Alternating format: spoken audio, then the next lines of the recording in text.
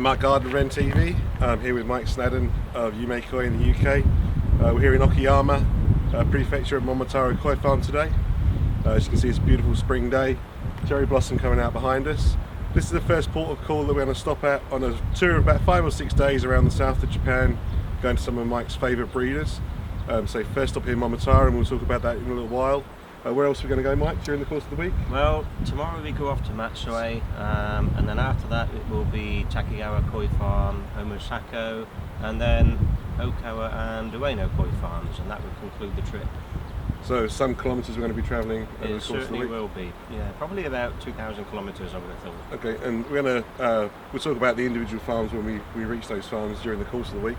But what varieties are we expecting to see over the course of the week? Well, today I'm looking for Sankey, which is a really tricky one because right now Momotaro don't actually have quite so many Sankey, but to me they are the king of that variety.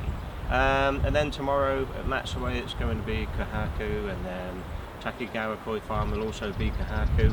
Unfortunately, most of this trip's going to be about Kohaku, but Okawa there'll be some Sankey, and obviously Omosako will be about Shiratsuri, and Ueno Koi Farm is going to be where I'm hoping to find some good showa.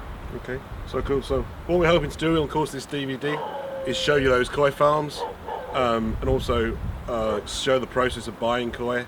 People think it's very easy to come and buy high-class Tosai in Japan.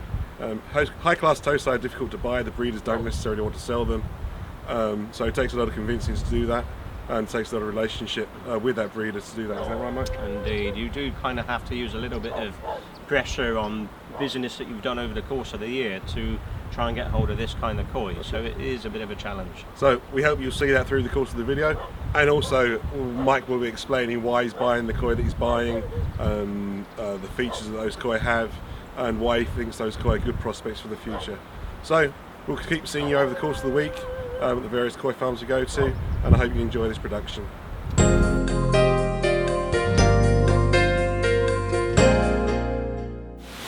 Inside one of Momotaro's numerous koi houses, Daisuke Maeda and the farm staff are knitting a pond of Tosai. Much as Mike had anticipated, there are plenty of Sankey on display.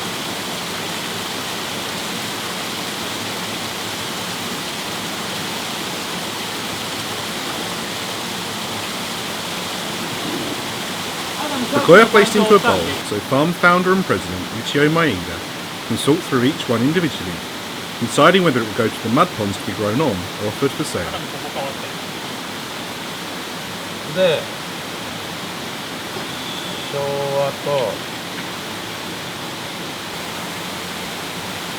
As Maeda-san sorts through each bowl of koi, Mike keeps a watchful eye, hopeful of spotting something that interests him and meets his exacting criteria.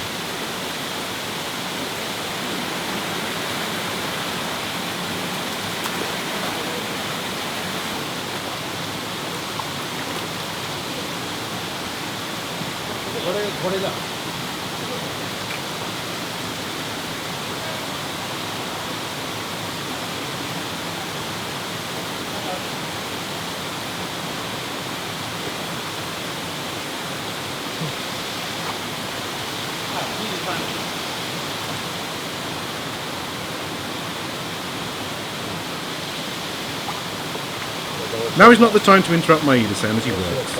It's just time to make a mental note of any potential purchases.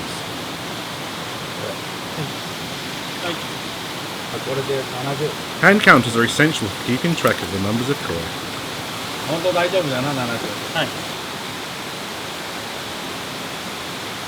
With the pond completed, time for everyone to have a look at the koi that have been placed into the show pool set up in the koi house. Mike is offered the opportunity to select from these koi. With net in hand, he scours the vat looking for anything that takes his fancy. Some quality koi, but do they meet his requirements, or more so his standards?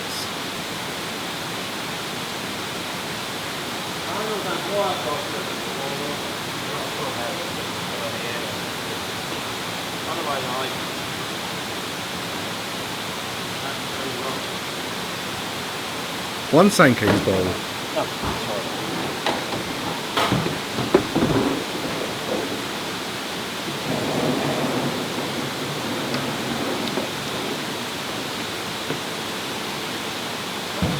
The tatakoi were placed back into the concrete pond, and a particular maritime sankai caught Mike's attention. Finding it amongst the bubbles on the surface is proving tricky.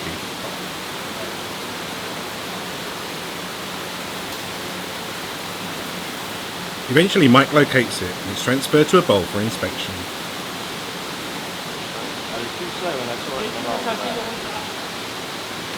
Unfortunately, at closer quarters, Mike doesn't like it so much and declines the purchase.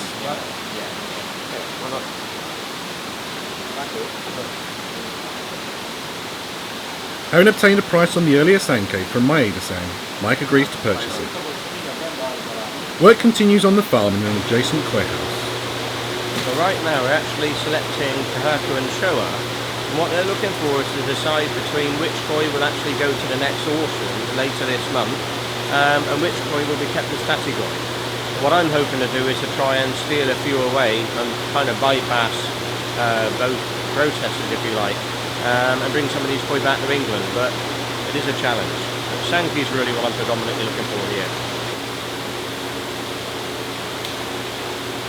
The koi being returned to the pond are those that will be kept as tatigoi, soon to be released to the mud pond for the summer.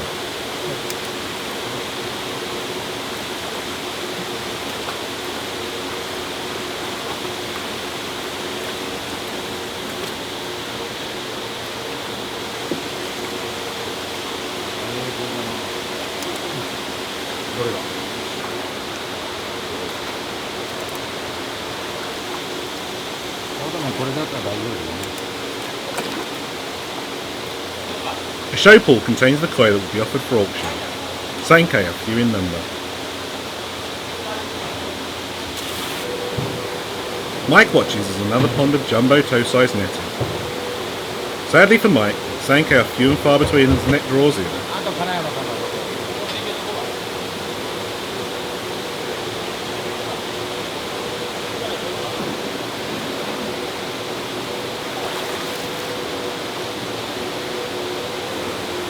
Mike continues to watch over Maeda-san's shoulder, but seems resigned to the fact that the chances of finding anything for him or his customers amongst these koi is slim.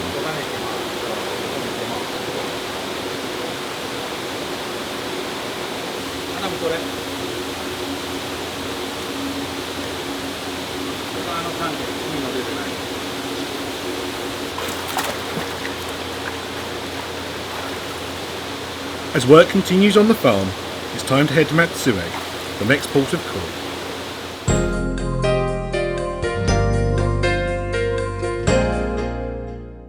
So Mike, we travelled 170 kilometres from Okayama yesterday here to Matsue. Unfortunately it didn't work out as you hoped in Okayama really. Sadly not. Yesterday really only saw one fish that had all of the attributes that I was looking for. Most of the fish had too much sashi or too uneven sashi.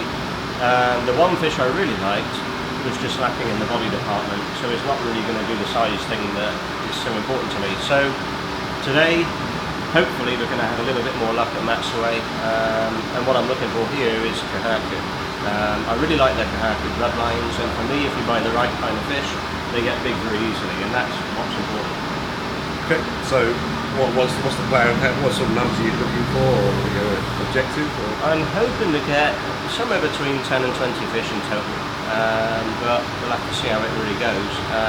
Right now they've selected up some fish for me to choose from, and then after that we'll pull a couple of ponds up as well. I can choose the ponds that I want to pull up and then try to get a few really special ones, so fingers crossed.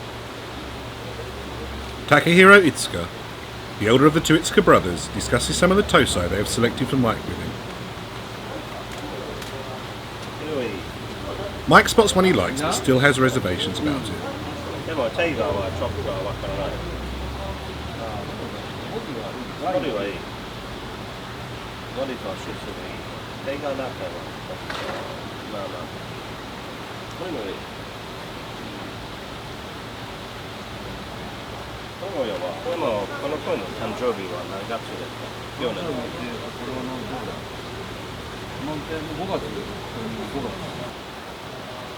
These are the kaku that the Itsuka brothers have placed in the highest price bracket.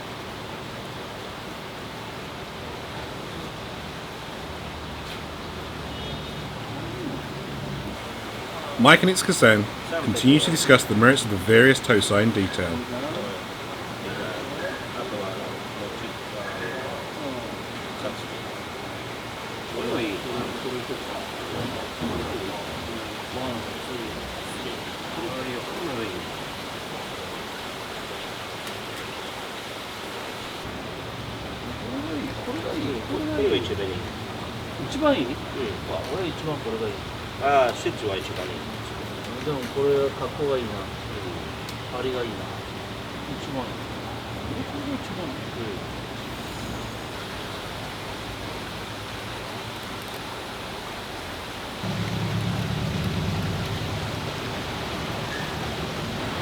These three vats are divided up into slightly different levels, and this is kind of the middle ones. They're all good. I mean, as far as they're concerned, they're all high class koi. With the vat we were just looking at here is actually slightly higher level, or very high level.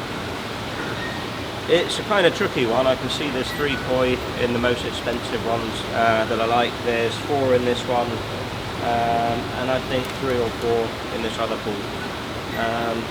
So it's not looking too bad at the moment. But we shall see. I shall make some final selection in a moment, and then hopefully after that we can get those all into a bowl and get some better footage on them.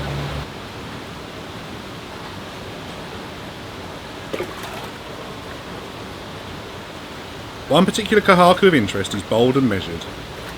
39 centimetres and not yet 12 months old.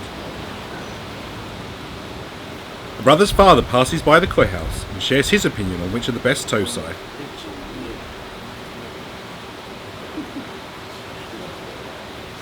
Mike continues to contemplate the koi on offer. So I've now finally reached a decision, and these 11 koi are the ones that I'm going to take. Now all of these are very high level koi, but what I'm going to do now is to really single out I think 4 or 5 of those, and talk about those specifically, because obviously there's too many in here really to discuss. So just give us a moment and we'll come back to this.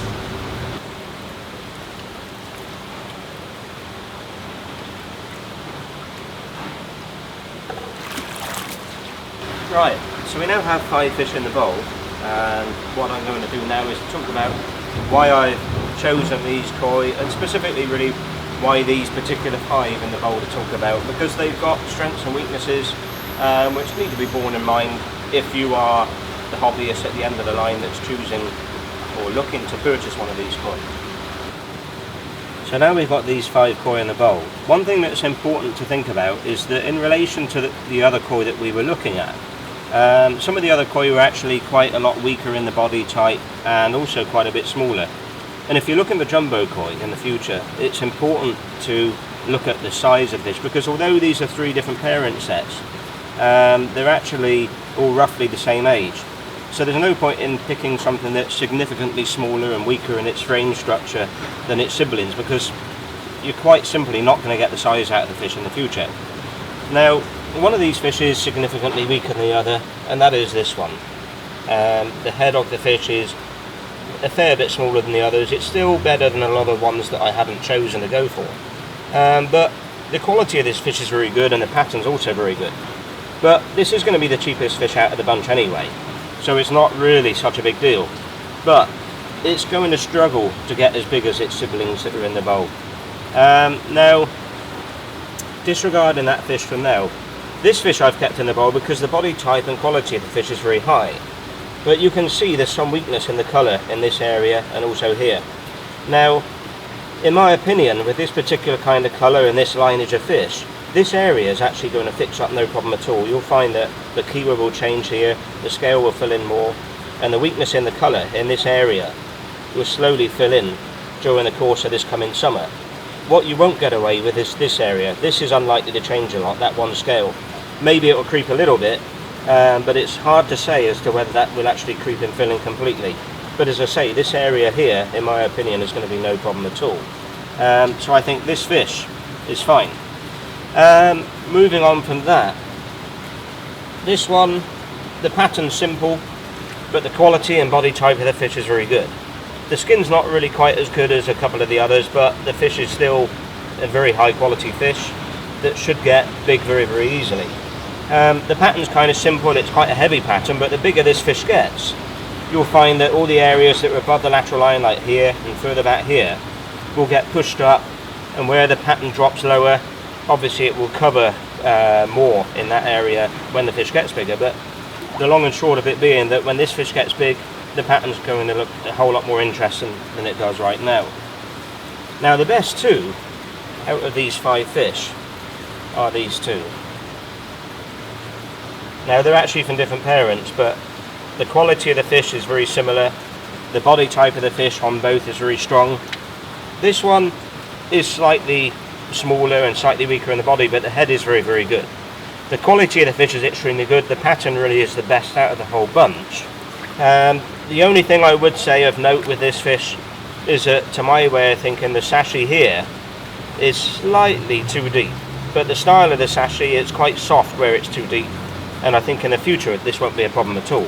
But I wouldn't want the sashie to be any deeper than that. But as I say, where it is a little bit deep, it is kind of consistent in its appearance. It's consistent on the rest of the sashie, which is a good sign. So hopefully when this fish gets bigger, the sashie will tighten up, no problem at all. And this one here is really a very safe bet all around, really. The body type is very good, the head's also good, the kiwa's really nice on the fish throughout, the sashie is also very good throughout. You can see the sashie here is quite deep on the shoulder, but one thing that's important really with this is to remember is that the scales on the shoulder will end up becoming thicker as the fish gets bigger. So this sashie area around the shoulder will tighten up a lot more easily when the fish gets big than areas will towards the back of the fish. So this will end up with a much more defined front edge to the pattern than let's say back this area. So as a big fish, although that gap is quite small now, when the fish gets big it's going to be no problem at all. It'll be quite a nice definite clear white line between the two steps of pattern. So this is very good.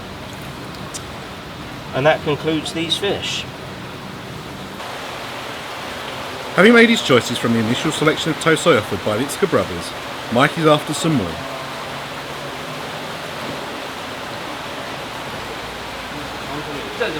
Takahiro-san insists that Mike is talking to the wrong person.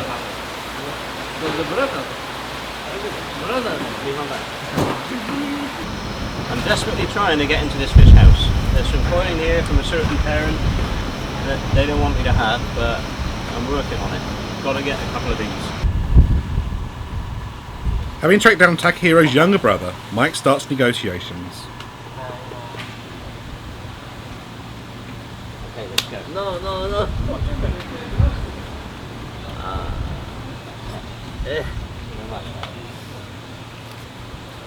Right.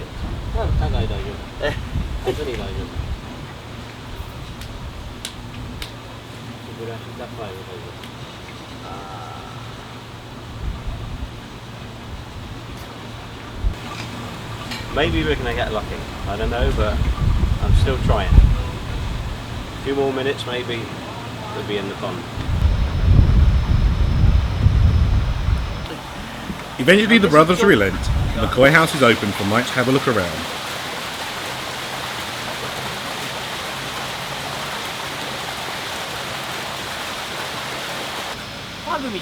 The brothers and staff wait patiently outside, perhaps hopeful that Mike decides there is nothing he likes. Well, maybe the first pond. That's the place we want to be. This one's also good. But for me, I think the best ones are in the first pond inside the door. We'll take another look and then we'll see what we can do. Mike breaks the news of the ponds like netting.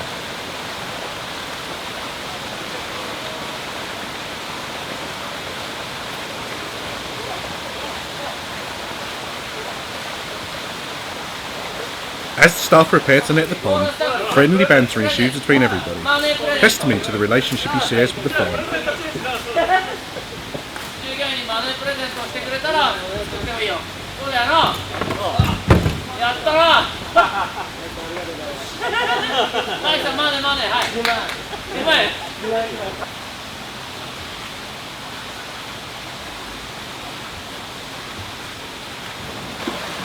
The koi are presented to Mike in batches in a small pan net.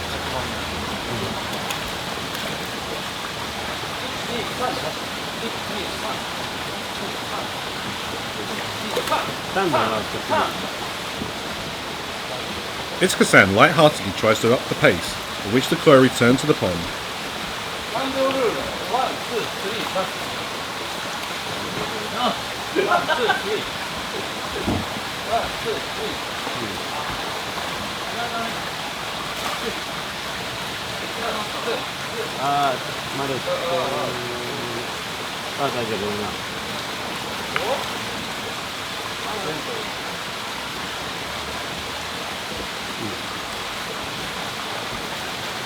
Itsuka-san, one of the growing band of breeders on Facebook, takes a snap for his timeline.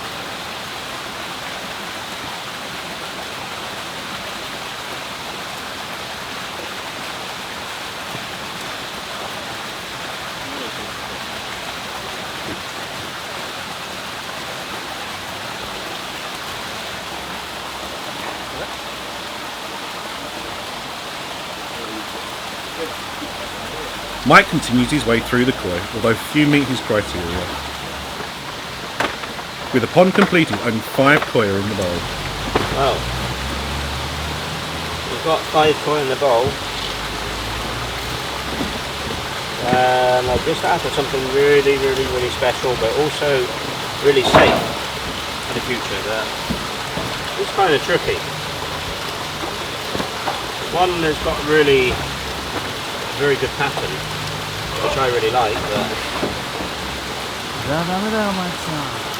don't know how safe. In the end, none of the koi are selected, and Mike heads off to another pond in the koi house.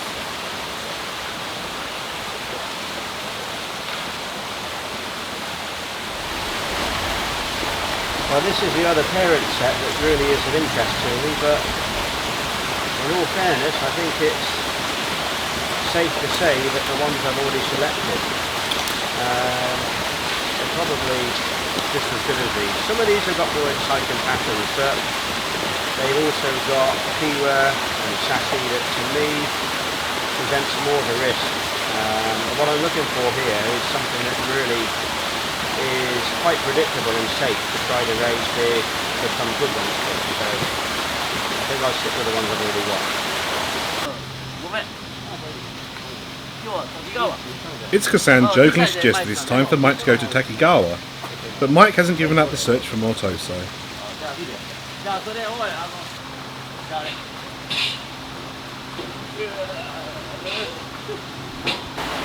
Well, these fish are also of interest, but I'm not so sure. There's a lot of aeration in the pond, and I've not really had enough of a look to see whether I like the general look of the fish, but we'll take a look and see what's in it.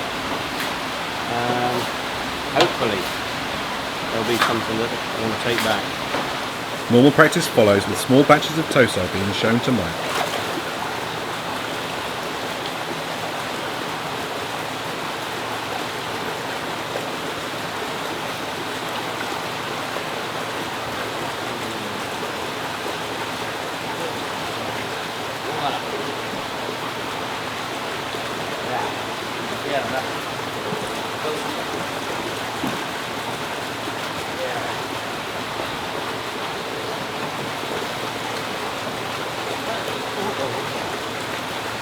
Just one koi was bowled, but subsequently rejected. A little bit too much sashi or sashi style worries me. The unevenness as well as the depth of it. So we'll give it a miss on this one. Itsuka-san suggests that there is a small Sandan kahaku in another pond that may be of interest.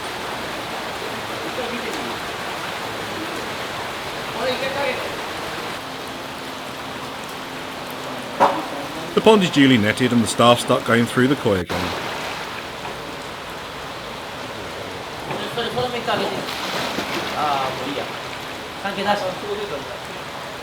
The small kahaku is spotted and placed in a bowl with another that Mike also picked out.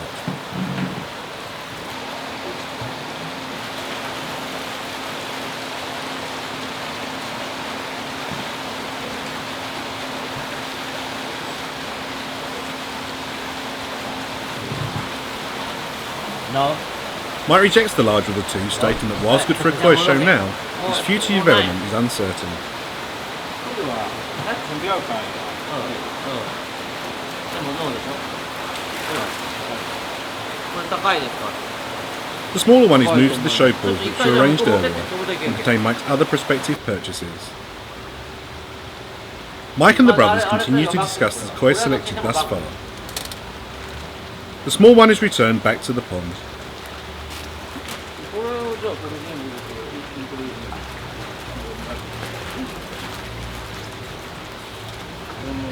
出すのプラスダウン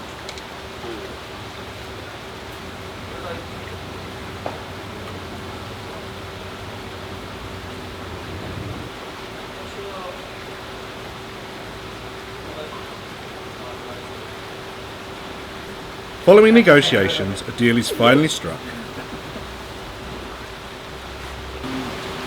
Well, we're all done now for today. This is it. All in all, I think pretty good. And we've just wound up with 10 fish. So one of the ones that went back, I was a little bit worried about the symmetry of the body line. For me, it presents a risk. In a mud pond it might be okay, but it presents a risk whereby if it puts weight on going through the knee side, it might do it in such a way that there's an irregularity in the body line on the fish's right side. So I decided against that one. And the other one really was just for me too small to understand its strain. Bearing in mind it's an expensive fish, it's too small to really read and understand how easy its chances are of getting big. So on those grounds, for me it was a really hard sell, so I decided against that.